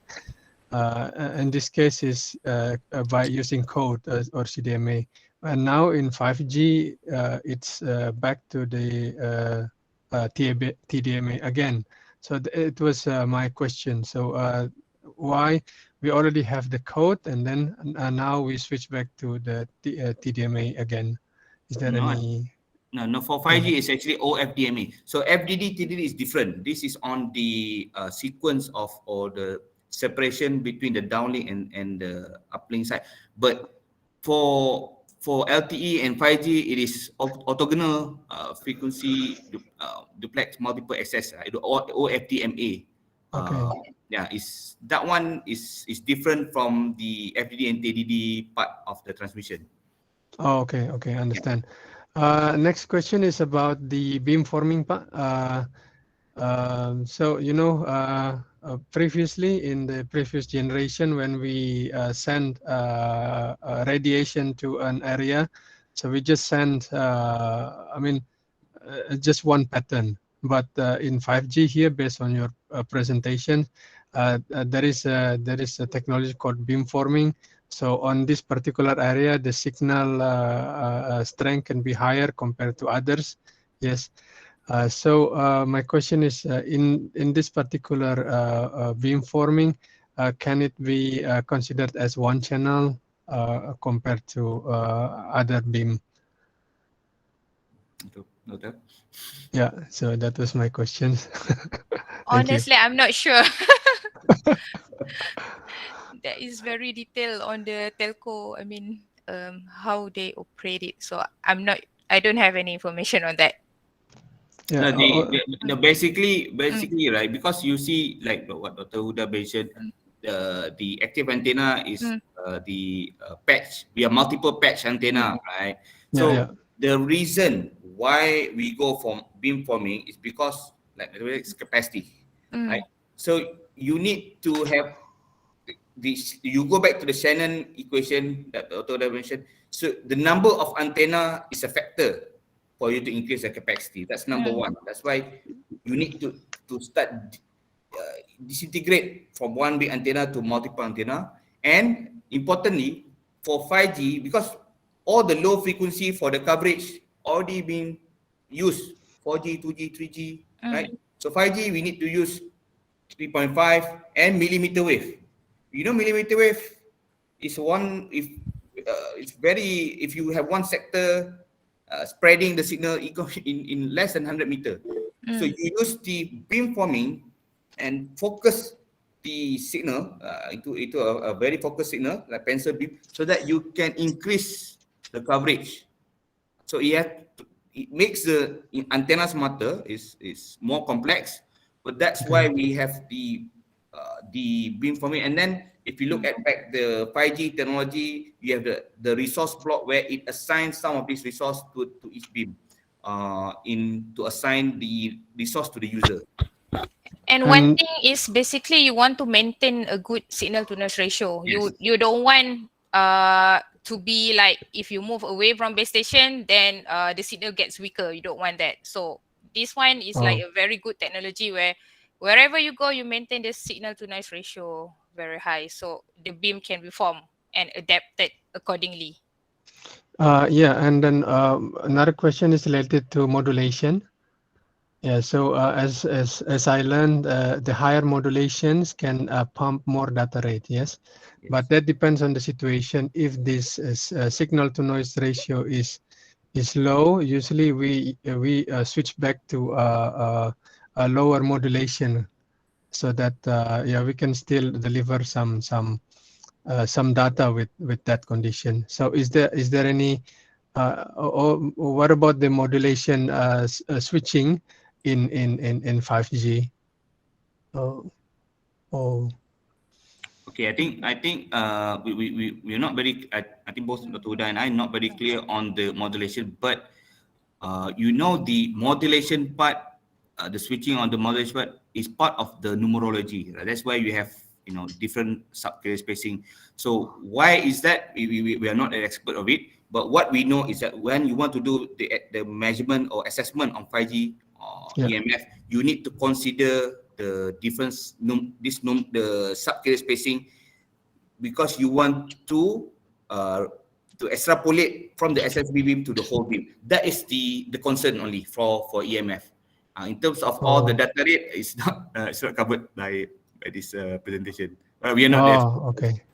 Yeah, because I was installing a point-to-point wireless link using the unlicensed, with various vendor like Ubiquiti, Microtik, Mimosa, etc., and then we know that for that particular technology they have, for example, IEEE 211.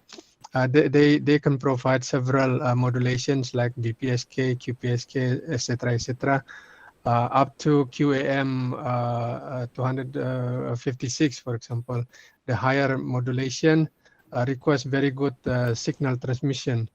If the signal is not good, and then we have to switch back to the previous modulation, which means lower data rate. And then, is the same principle apply in 5G?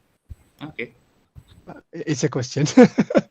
I'm not sure because because we are not discussing on how the modulation data rate. We are more the focus of this presentation is to share the methodology of determining the EMF. Oh, which can- okay, okay. I know, Understand, Pak. Yes. Yeah, yes. Sorry, can I say something? Yeah, Oh, sure, yeah, sure. yeah. Okay. I think the question that asked regarding the modulation, maybe Yeah. I give you example in the 4G, for example, 4G they have three different modulation. You have QPSK, you have 16 QAM, and you have Yeah, yeah. 64 QAM. And this is seen in the 4G. Basically, they are using either omni or set-rise. There is no beamforming, more specific. So that's Okay. why if you are very close to the base station, you get a good signal to noise ratio. Automatically, additively, you will go to higher modulation. For example, it will go to 64 QAM. Where you having 64 QAM, you have 6 bit per symbol, meaning that you have data rate lah. But if you move away from the base station, your signal to noise ratio will drop. When it drop, automatically it will downgrade to 16 QAM. When you have 16 QAM, basically it's only 4 bit per symbol. But even you go further, then you will downgrade further to QPSK, which is 2 bit per symbol. Of course, your data rate will be reduced. But in the 5G, for example, you have beamforming. Beamforming, basically, you don't require to blast the whole sectors or you pointing to the user. When you point to the user, meaning that you don't require much power to transmit because it's just like a torchlight. Where you are beam to the person, where you don't require much energy because in the like 4G, you have to cover the whole sector. But this one, you cover only one to the user. That's why it is additive as well. When you move further away from the base station, you can maintain the signal to noise ratio because it can increase. And that in that side, the modulation is maintained. For example, in 5G, they can use 256 QAM, even that. That's why they are guaranteed that in 5G, you can maintain the speed, the capacity even at the SLH because it is additively, meaning that according to the Shannon law, 3 things, you have multiple antenna that can increase, you have more bandwidth, and also you have a good signal to noise ratio. So the signal to noise ratio will be maintained even you are away because additively you will be, it's just like torchlight, you are beaming to the and then you don't have to cover the whole area, and then even more capacity again, the same beam can be reused again within the same cell because the interference will be less. Maybe that the explanation regarding that. Oh, okay. Yeah. Okay. Thank you. Okay. Thank you, Prof. Okay, no problem. Thank you, Prof. We have a lot of questions in the message. Shall we go through one by one or just by email? Like a lot of it. I think we still have 6 minutes. Probably you can go to until 5 o'clock. Yeah. Okay. All right. The first one is from Nurul Nabila. Okay. She asks, when many phone calls occur at the same time in one close area, the signal will ricochet off surrounding the building and crisscross with each other. Won't beamforming technology results in delay of signal transmit? If no, why and how the signal segregation process? Okay, again, maybe if you want the detail, or maybe Prof can answer this, but I can answer from EMF perspective, right? It's called fading for the ricochet, right? So basically, when you do the EMF assessment at a site, you need to not just measure the signal that directly from the base station, but also from any fading or reflective signal coming from other, let's say from walls or whatever to that position. So from EMF perspective, you need to capture all signal, including the reflected signal coming in. Now, for this question, if in detail, I'm not sure I know how to answer. I'm not sure Dr. Huda can answer, or maybe Prof can answer this. I think I don't know really whether it has any delay or not, but I believe all the manufacturer or designer, they are aware of the 5G requirements to reduce the delay, right? So there are some research about the algorithms for beamforming and so on. So I believe everything already in progress in order for them to reduce the delay. But since I'm not the experts from that field, so I can't say whether it has no delay or it has delay. But of course, everybody is moving towards 1 millisecond of latency. So we are moving towards achieving the lowest delay possible. No, I didn't get the question just now. What was the question? Okay. I think the question asks why there is a delay of the signal transmit in the 5G, if there is for the signal in 5G. No, I think the question is that won't beamforming produce the delay? Oh, okay. Actually the beamforming basically it will reduce the delay.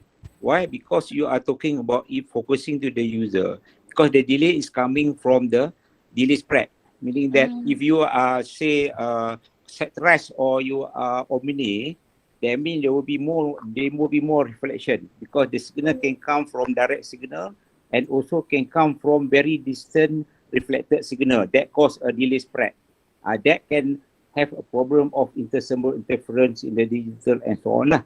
That's why in 4G they use subcarrier of 15 kilohertz because that were enough to cater for those delay. But when you're looking into the beam forming 4G, where the beam is very narrow, there will be less.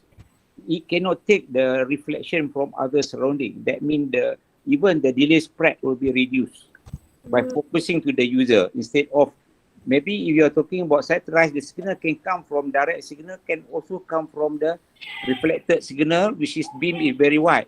But by having the beam forming, this focusing to the user, that reduce the delay spread further. And that's why they can have sub-carrier spacing in the 5G about maybe 30 kilohertz, better than what they have in 4G. Maybe that's the explanation.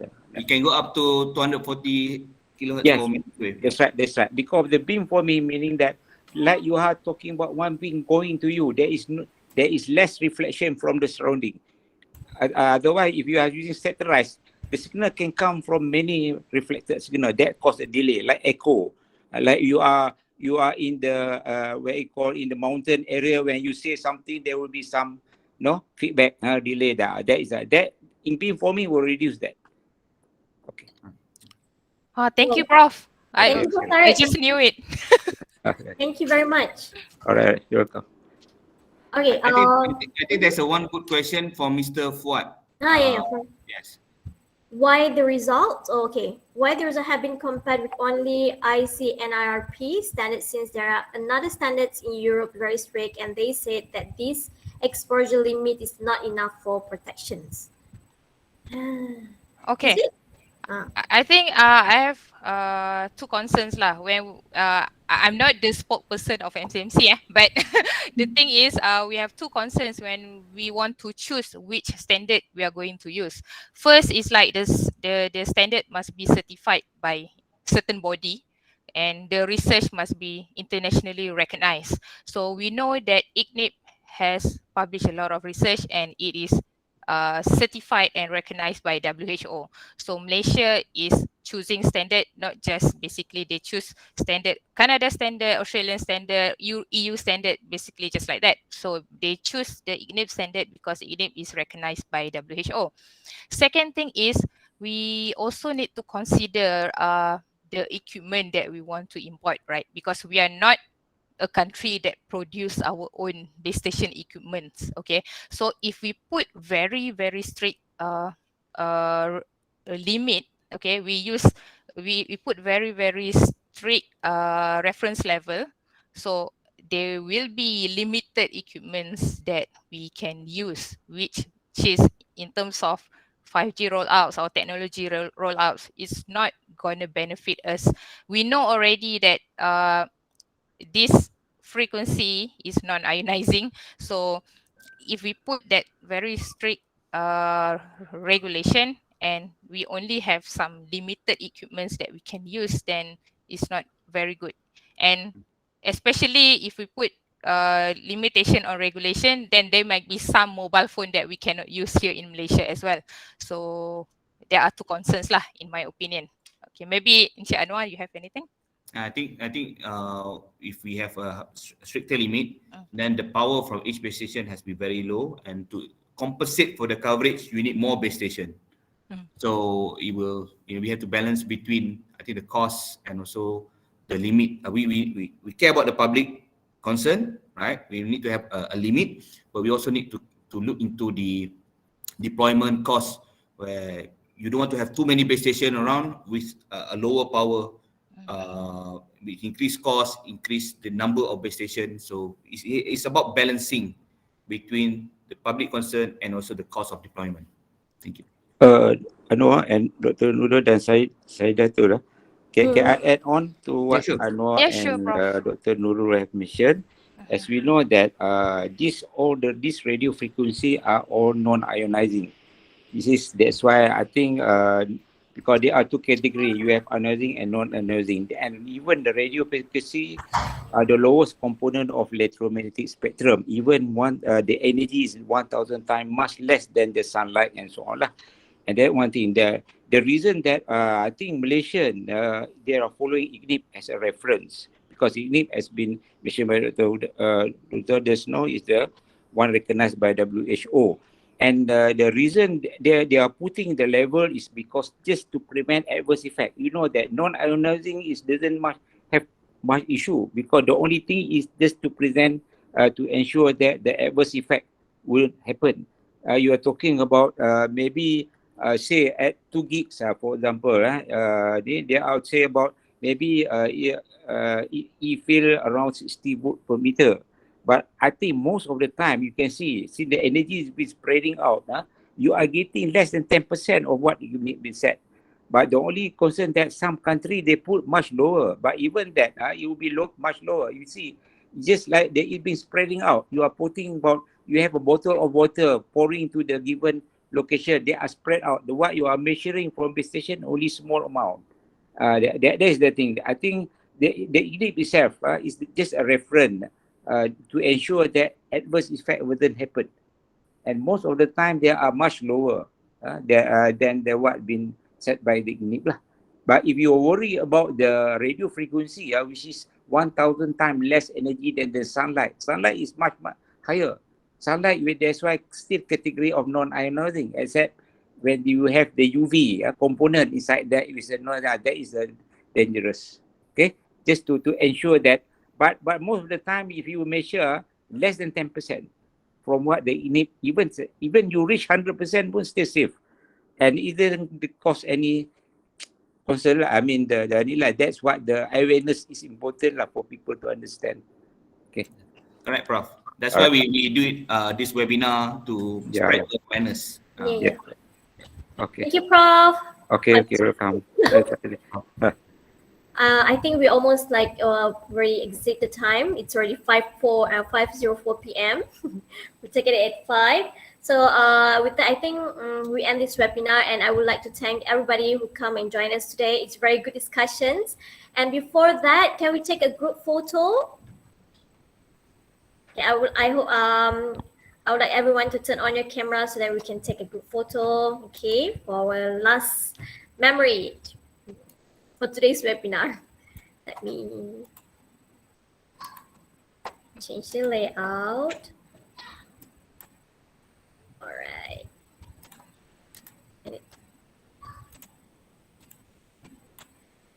Hang on ya.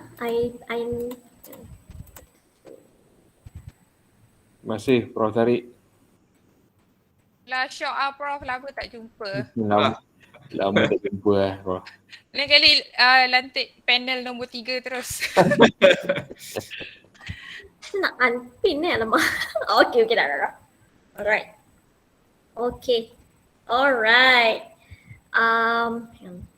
Make it bigger. Okay. Smile everyone. 1, 2, 3. All right. Thank you for joining this webinar. It's a very good discussion, and please join us again next month for our next webinar. And with that, Assalamualaikum and thank you. Bye-bye. Thank you. Bye. Thank you. Thank you everyone. Thank you Prof. Thank you Dr. Huda. Alright. Dr. Thank you, everybody. Bye. Bye-bye. Bye. Bye-bye.